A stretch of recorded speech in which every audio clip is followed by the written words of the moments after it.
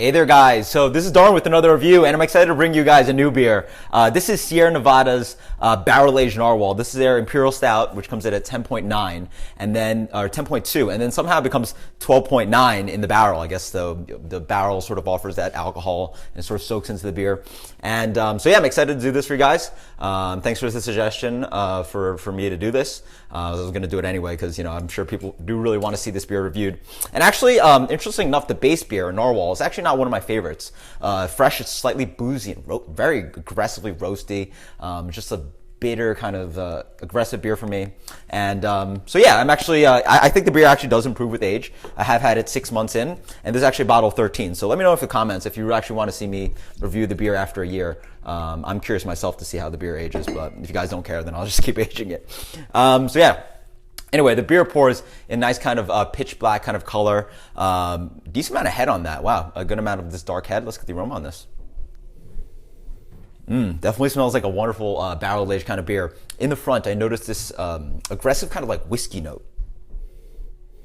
Yeah, whiskey, a lot of espresso. It's like a spiky kind of aroma. It's that kind of, it's not as mellow as some the barrel aged stouts are.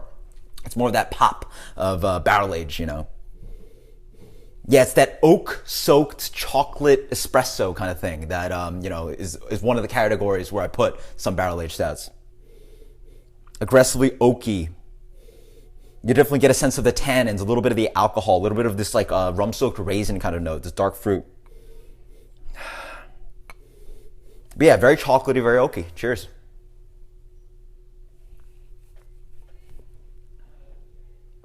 Wow, that's nice. Woo. That's a wonderful improvement around beer. Wow.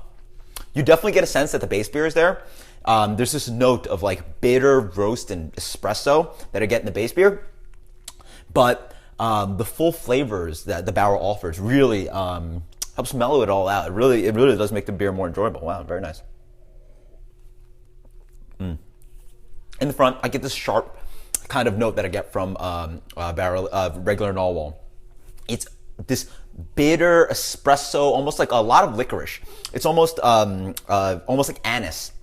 It reminds me a little bit of Stone Russian Imperial. Narwhal has that note. It's bitter, it's earthy, it's again licoricey.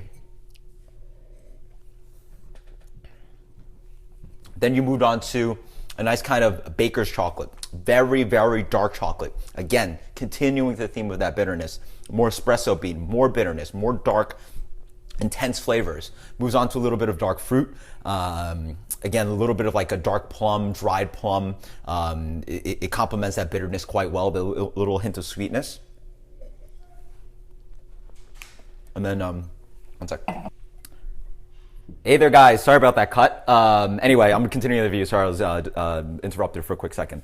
So anyway, I was talking about, again, the general themes of that kind of big licorice, kind of anise kind of bitterness throughout, complemented again by that chocolate and espresso, but both bitter notes of those two, those flavors. And then onto a nice kind of dark fruit note.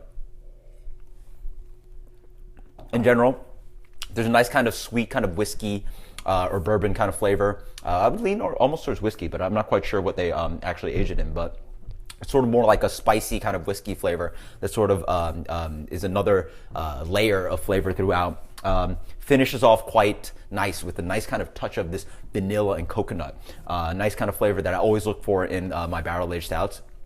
Dries off quite nicely. You get a little bit of that woody kind of oak tannin kind of flavor that you get from the barrel sometimes. Very fun beer. Reminds me a little bit, because of that kind of tannin note and that wonderful coconut and vanilla flavor, of barrel-aged Framingham. So if you've had that, reminds me slightly of that. As for the aggressive bitterness and all those big flavors up front, it sort of reminds me again of the base beer Narwhal and Stone Russian Imperial. I have yet to have barrel aged or Fjorder's Classic, which is Stone's Russian Imperial style barrel aged.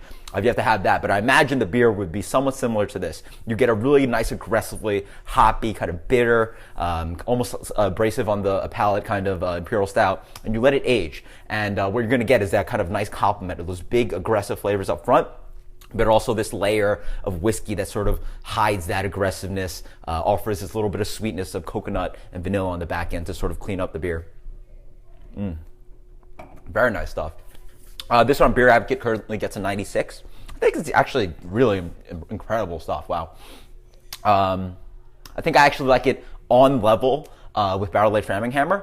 I forget exactly what I gave that, but I'm gonna give this beer a 97. This is by far the best Sierra Nevada beer I've ever had.